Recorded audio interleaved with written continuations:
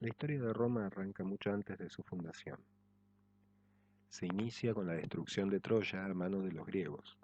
Quienes hayan visto la película Troya, protagonizada por Brad Pitt, quizás recuerde que al final París entrega la espada a un tal Eneas, la espada de Troya a Eneas, quien era un príncipe menor de Troya que escapa a la matanza. Vaga por el mar Mediterráneo hasta que llega a Cartago. Allí seduce a la reina de Cartago, la deja embarazada y se escapa. De allí se cree que viene la rivalidad entre Cartago y Roma. Sigue su peregrinaje por el mar Mediterráneo y llega a la península itálica donde funda Alba Longa. Los años pasan y llega la sucesión a los hermanos Amulio y Numitor. Numitor es nombrado rey por ser el hermano mayor, pero Amulio, presa de la envidia, lo encarcela y condena a su hija a la virginidad vestal, para evitar que tuviera descendencia y así pudieran reclamarle el trono que había tomado de manera ilegítima. Sin embargo, el dios de la guerra Ares se enamora de esta virgen vestal y la toma para sí, dejándola embarazada de mellizos. Estos mellizos nacen y para evitar que el rey Amulio los mate son arrojados al mar, perdón, al río, en una cesta al estilo de Moisés, donde son rescatados por una loba que los amamanta y por último son criados por el pastor Faustulo.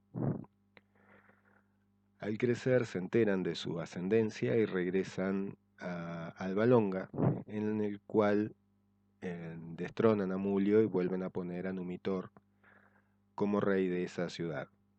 Como premio les da la posibilidad de fundar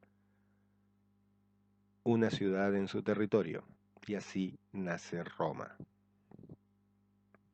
Fundan Roma, se dice que con Rómulo, que era el mayor de los mellizos o gemelos, marcan el piso con un arado donde se construirán las murallas y cuáles serán sus límites, los límites de la ciudad, diciendo que cualquiera que viole esos límites sería penado con la muerte. Remo comienza a saltar de un lado a otro de la línea y a burlarse de Rómulo, por lo que éste salta encima de él y le corta el cuello.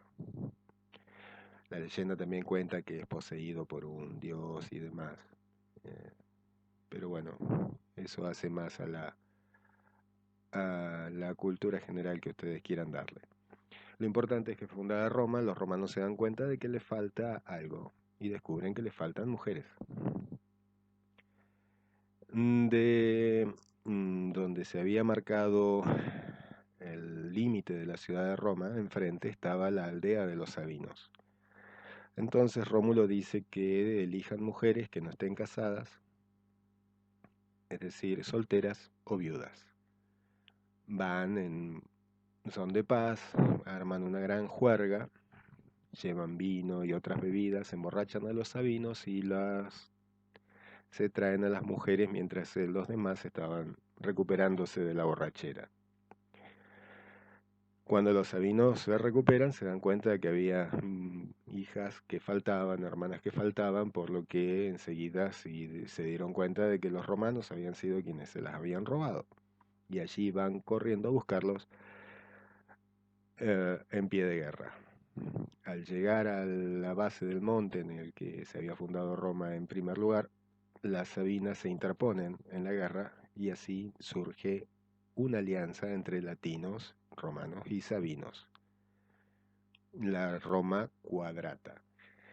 De ese pacto de alianza surgen los cuatro reyes de la dinastía latino-sabina: Rómulo, Numa Pompilio, Tulio Hostilio y Anco Marcio. Un latino, un sabino, un latino, un sabino. todos ellos sin referencias históricas reales que podamos decir que hayan existido. Luego, aparentemente, los etruscos tomaron las 7 colinas y la ciudad, y de esos reyes, que fueron 3, sí tenemos conocimiento. Tales son Tarquino el Antiguo, Servio Tulio y Tarquino el Soberbio.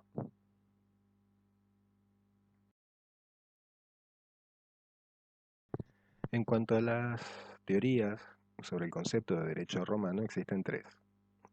Una amplia, que abarca desde la fundación de Roma y hasta la muerte de Justiniano, es decir, el conjunto de normas jurídicas que rigieron en Roma entre el 753 a.C. y hasta el 565 después de Cristo.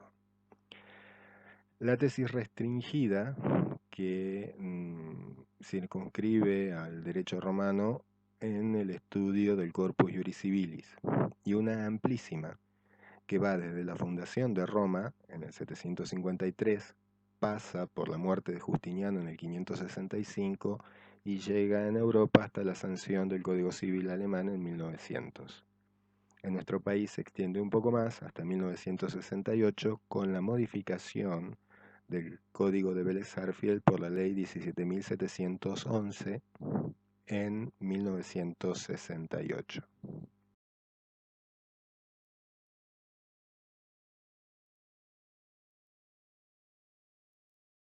El Colegio de los Pontífices controlaba todo lo que tenía que ver con el ius y el fas, y también en cuanto a cómo debía llevarse adelante una acción judicial y cuáles días eran fastos o nefastos para la presentación de la demanda. Esto de fasto y nefasto quería decir que eran días que contaban con el beneplácito de los dioses para esa actividad. El conocimiento que tenían estos pontífices normalmente se los daban exclusivamente a los patricios, lo que provocó más de una secesión por parte de los plebeyos. Los 3 preceptos de derecho de Ulpiano tienen más que ver con la moral que con el derecho, un sistema prejurídico que nos indica qué es lo que está bien y qué es lo que está mal, y de la cual abreva el derecho al redactar sus normas. La aequitas o equidad provenía del término griego epikeia, con el cual se designaba la plomada del albañil, esa que se utiliza para determinar si una pared se está levantando derecha o no, para poder corregirla o enderezarla. En derecho significa que una norma general aplicada a un caso particular que nos da como resultado una situación de clara injusticia hace que no se deba aplicar la norma general. Respecto de la jurisprudencia, ellos se referían a ella más como lo que nosotros conocemos como doctrina, es decir, que aquellos que estudian ciertas cuestiones de la ley y dan sus opiniones o la interpretan, es decir, la doctrina, es lo que los romanos llamaban jurisprudencia. El derecho se puede clasificar y la primera clasificación es la que lo distingue en derecho público y derecho privado. El derecho público es el que regula las relaciones de los particulares con el Estado o de los estados entre sí, mientras que el derecho privado regula las relaciones de los particulares entre sí o de los particulares con el Estado cuando éste actúa como persona privada. Supongamos una repartición pública que tiene que comprar papel, va y compra papel en la papelera de la esquina, no actúa con poder de imperio, sino simplemente como una persona más, una persona jurídica más, comprando los insumos necesarios para su funcionamiento. Nuestra materia se podría decir que es una introducción al derecho privado, ya que el aspecto público no se lo tiene demasiado en cuenta en la planificación. Para Gallo, El derecho privado se distinguía en derecho civil, que era el derecho común a todos los ciudadanos, y el derecho natural o de gentes, que era el común a todos los pueblos. Él lo definía como aquel derecho que la razón natural había establecido entre todos los hombres. En latín, quod naturalis ratio inter omnis homines contites. Gallo se basaba en la filosofía griega de Aristóteles, que sostenía que si le podían demostrar de que los telares funcionaban solos, él aceptaría de que la esclavitud no era necesaria. Y como era necesaria para Aristóteles, era de derecho natural, o era natural que existiera. Los demás jurisconsultos romanos distinguieron al derecho de gentes, como el derecho que rige para todos los pueblos, del derecho natural. Y ahí comienza una serie de problemas para estos jurisconsultos, ya que identifican el derecho natural a veces con funciones animales, como Paulo, o se quedan cortos en cuanto a lo que hace a la definición. La distinción entre derecho civil y derecho honorario surge de la diferente fuente de cada uno de los dos. Mientras que el derecho civil surge de las leyes, por ejemplo, la ley de las 12 tablas o de la opinión de los jurisconsultos en la ley de citas, el derecho honorario surge de las soluciones que aplicaba el pretor para ayudar, corregir o suplir al derecho civil por causa de utilidad pública. El ius extraordinario surge ya hacia los finales de Roma, del Imperio Romano, cuando las constituciones imperiales eran la mayor fuente de derecho de la época, junto con la aplicación del procedimiento de la cognitio extraordinaria. Todo ello era llamado extraordinario porque, digamos, cuando se elevaba una causa a resolución del príncipe, era un recurso extraordinario que en la época de la República se hacía frente a los comicios centuriados, pero que al advenimiento del imperio es absorbida esa capacidad de resolver en última instancia por el emperador. Era un verdadero derecho, un verdadero recurso extraordinario, y se utilizaba el sistema del conocimiento extraordinario y por eso el nombre de derecho extraordinario. La clasificación en derecho escrito y derecho no escrito es obvia. Mientras que el derecho escrito aparece en un soporte, como la ley de las 12 tablas, el derecho no escrito va de boca en boca como la costumbre. La costumbre era un actuar reiterado por una civilización determinada durante un largo tiempo y con el convencimiento de que era jurídicamente obligatorio. Esa costumbre, por ser considerada jurídicamente obligatoria, era derecho no escrito. En el derecho romano se lo llamaba mores maiorum, esto es, las costumbres de los mayores. Común son todas aquellas normas aplicables a la totalidad de los habitantes o ciudadanos de una determinada civilización. Se presenta como un conjunto de principios o reglas generales, es decir, aplicables a todos. El derecho singular tiene que ver con algunas cuestiones en que la razón legal, o algunas situaciones en las que la razón legal cambia y se priorizan otro tipo de principios. Por ejemplo, la donación en general está permitida para que la realice cualquiera y en beneficio de cualquiera. Pero, a nivel de derecho singular, está prohibida la donación entre cónyuges, para evitar que se licúen el patrimonio y no haya con qué responder al momento de pagar las deudas. Ese derecho singular se distingue entre beneficia o beneficios y privilegium o privilegio. Los beneficios designan ciertas ventajas que el ordenamiento jurídico otorga a persona o personas determinadas, sin que por ello sea admitido entender que los beneficios significan un ius singulare ni implicaran una derogación de la norma de derecho común.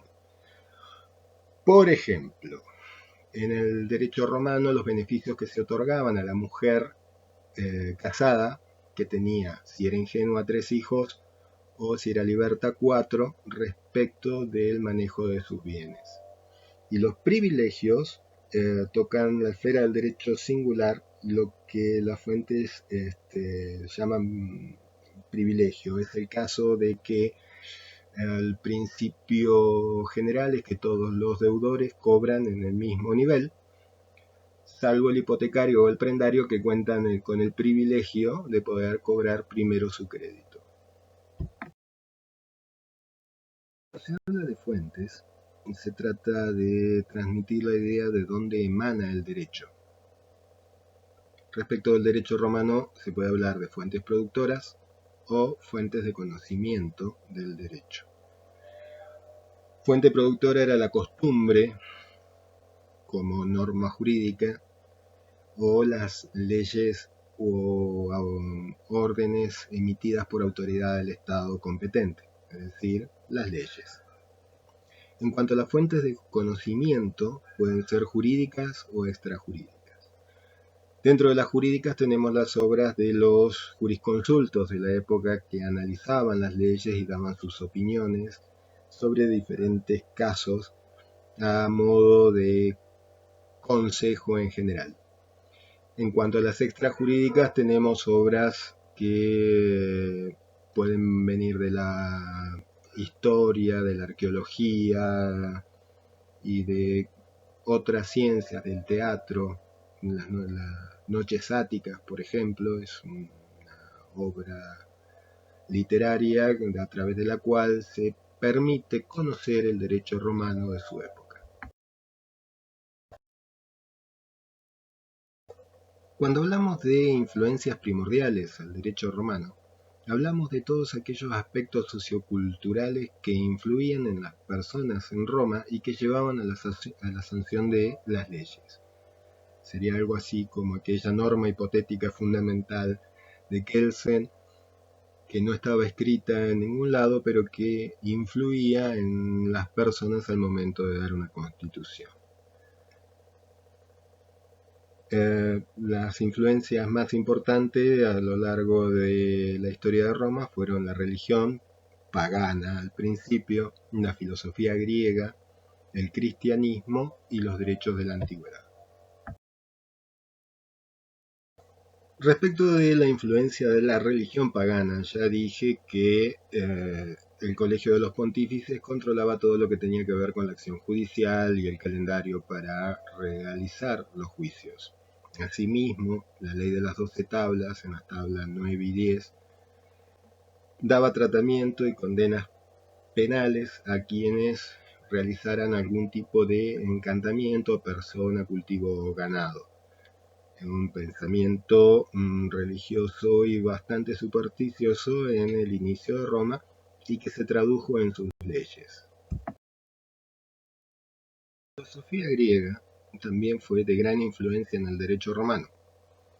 Se dice que los decemviros, aquellos encargados de la redacción de la ley de las 12 tablas, tomaron clases en Grecia con el propio Solón.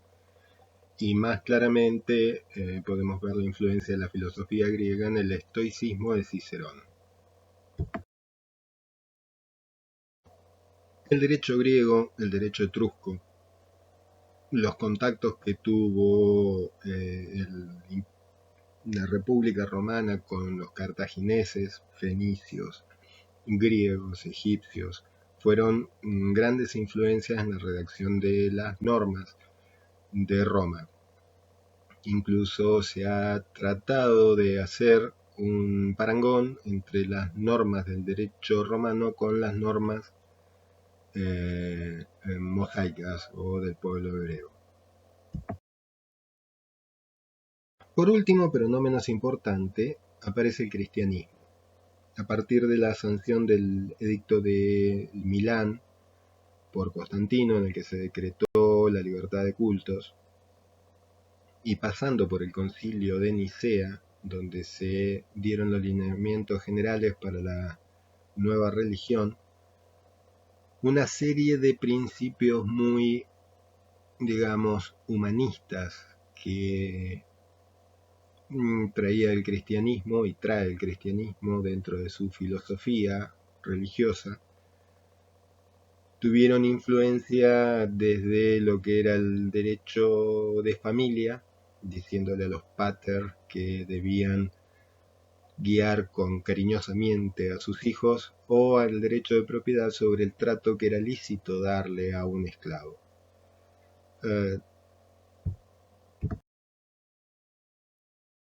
Cuando hablamos de periodización del derecho romano, hablamos de cómo dividimos a la historia de Roma o a la evolución del derecho romano a lo largo de su historia. La mayoría de las periodizaciones tienen 3 hitos como inamovibles. Esto es la fundación de Roma en el 753-754 a.C., depende del autor, varía en un año. La muerte de Alejandro Severo en el 235 después de Cristo, cuando se abre la época de los 50 años de anarquía militar, que solo es vuelta a ordenar por el advenimiento de Diocleciano, y por último la muerte de Justiniano en el 565 después de Cristo.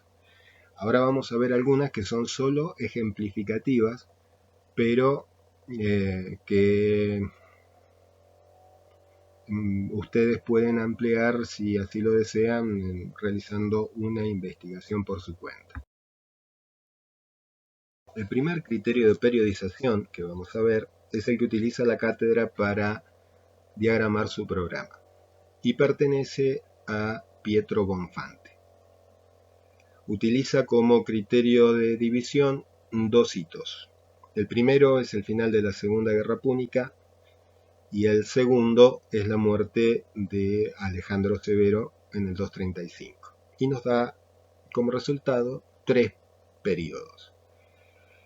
El primero, que sería el derecho quiritario, que va desde la fundación de Roma, 753 a.C., al final de la Segunda Guerra Púnica en el 200 a.C. El segundo periodo va desde el 200 a.C. al 235, que ya dijimos que era la muerte de Alejandro Severo, que es el periodo del derecho de gentes. Y desde el 235 al 565 es el periodo del derecho romano-heleno.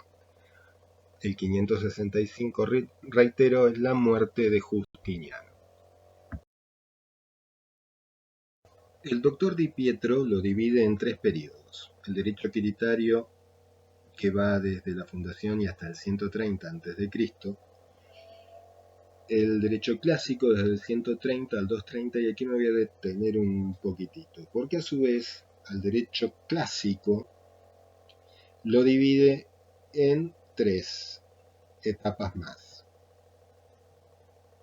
La preclásica, que va abarcando, digamos, la totalidad de la República, del 130 al 30 a.C., una segunda que es el derecho clásico central, que va del año 30 a.C. al 130 después de Cristo, y un derecho clásico tardío que va del 130 al 230 después de Cristo. Y por último el derecho postclásico, que va desde el 230 después de Cristo al 530, época en la que se sancionó el Corpus Juris Civilis.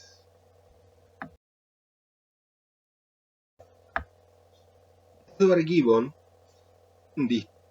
distribuye al derecho romano en 4 etapas, siguiendo más que nada hitos que tenían que ver con el derecho.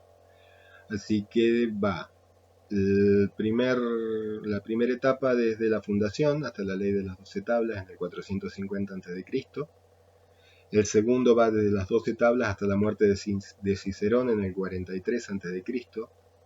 El tercero desde la muerte de Cicerón a la muerte de Alejandro Severo, y el cuarto desde la muerte de Alejandro Severo hasta la muerte de Justiniano.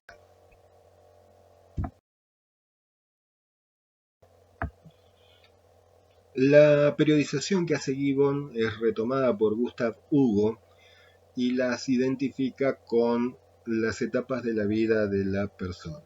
Hablando de la primera etapa, dice que es la infancia, la segunda la juventud, la tercera la madurez o virilidad y por último la vejez.